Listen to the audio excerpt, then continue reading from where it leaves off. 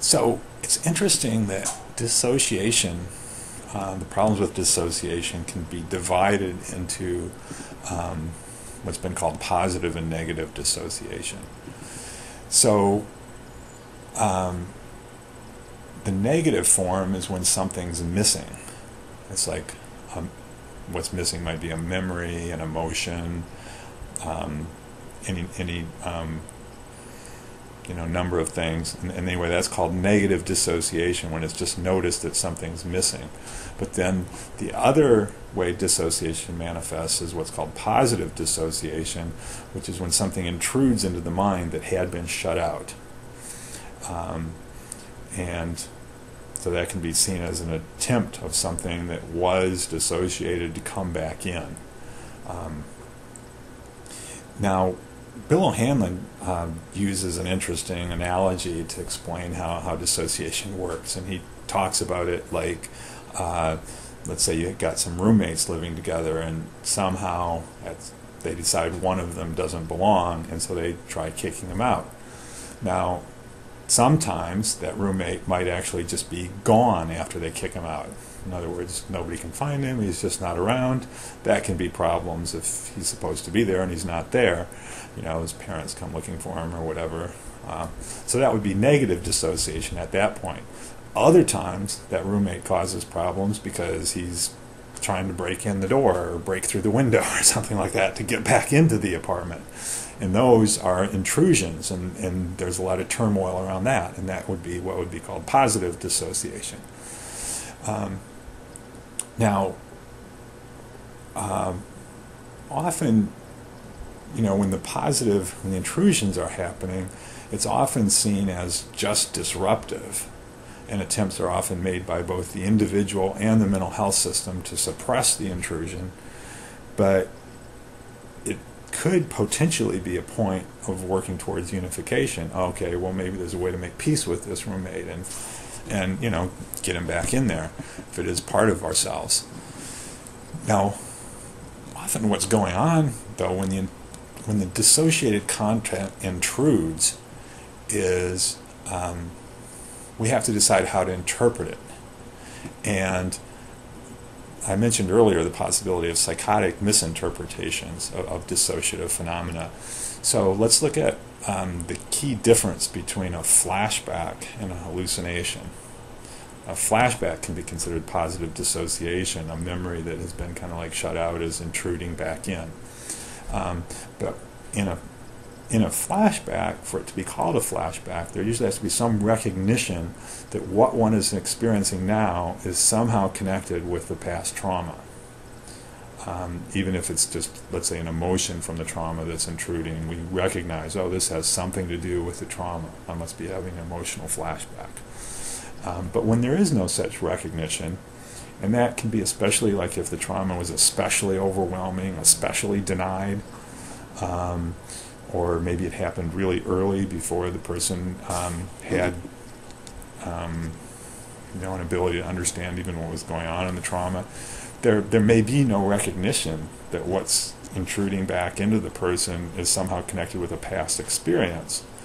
And so if something weird like that is just happening and intruding in, and it's not seen as connected with a past experience, it may be seen as a hallucination. That it just, the person may think it's demonic or come up with any number of kind of like otherwise bizarre explanations for what's going on. Typically, when we see hallucinations or delusions, the so-called positive signs of psychosis, they can be broken into two categories, and one is those whose function is to get the person to see whatever danger it was that they might have been blocking out. The apparently normal part doesn't want to see the evidence of danger, that sort of thing. So they're basically on a spectrum with flashbacks that are common after trauma, only they're not recognized as flashbacks. But then the other side of it is those whose function is to protect the person from being overwhelmed by what they're afraid of. And they're kind of on a spectrum with negative dissociation, or the ability to separate from experiences that's overwhelming. So like when a person is being grandiose, that can be understood as having a protective function. Sometimes in the middle of really horrible events in people's lives, they will start hallucinating something positive, something that saves them from the turmoil that might be caused if they were perceiving the horrible things that were going on directly. And so in psychosis, when people are being grandiose, that can also be understood as having a protective function, dissociating whatever the horrible stuff is.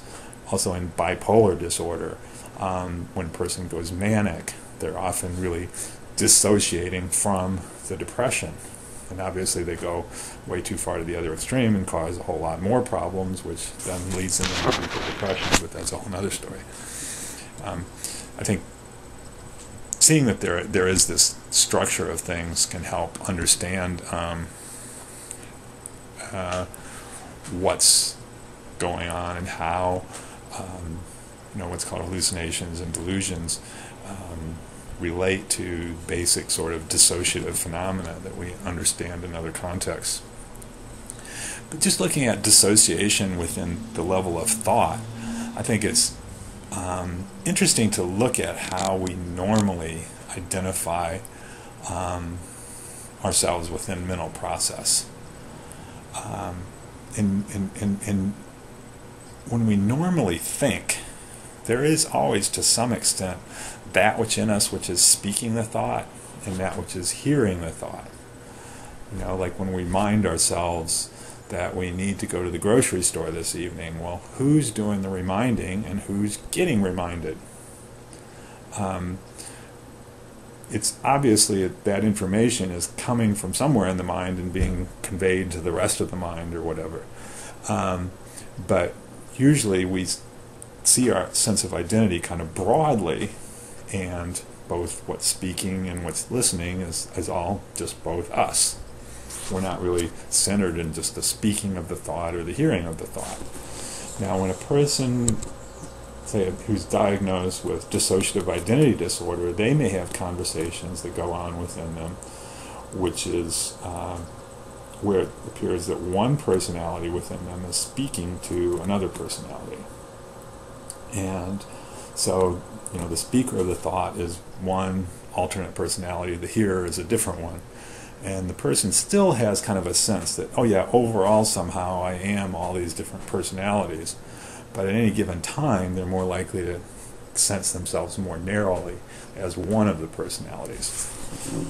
Now when a person, let's say, is hearing voices that they don't even believe are coming from themselves, there's still basically the same kind of process going on. Something within them is speaking, something is listening, but in that case, maybe they are just identified as the listener, and that which is speaking they see as coming from completely outside of them. They might think it's physically outside of them, and they're hearing someone on the street say something when they aren't, or they might think, oh, this is just the demons talking, or the CIA through the brain implant.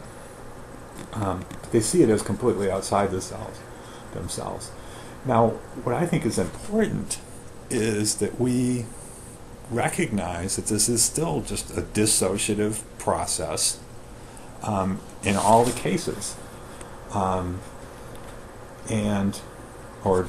I guess in some ways the word calling it dissociative, because it's both.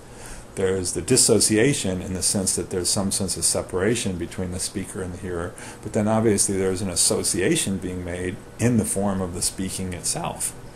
Again, when there's a positive intrusion from something we've dissociated, that's a potential for healing. Just like when only part of us remembers we're supposed to go to the store at night, but it speaks up to the rest of us and says, hey, remember to go to the store. That's a potential healing. Now, obviously, what happens in psychosis, especially, you have part hearing something coming in from something else, but then rejecting it. That's not me. and often there's really serious consequences. So this all gets pretty complex, but I'm just trying to give an overview of how these, looking at it from within the framework of dissociation, can help make some kind of sense of it, and also help us see how some things that seem pretty far out, like the process of somebody who's seen as psychotic, can actually very much relate to just normal human functioning. Eleanor Longden is kind of a well-known person who's at one point was diagnosed with schizophrenia, and then she learned how to deal with her voices and stuff, and she tells once she's taking a statistics test, and she said the voice actually gave her all the answers to the test.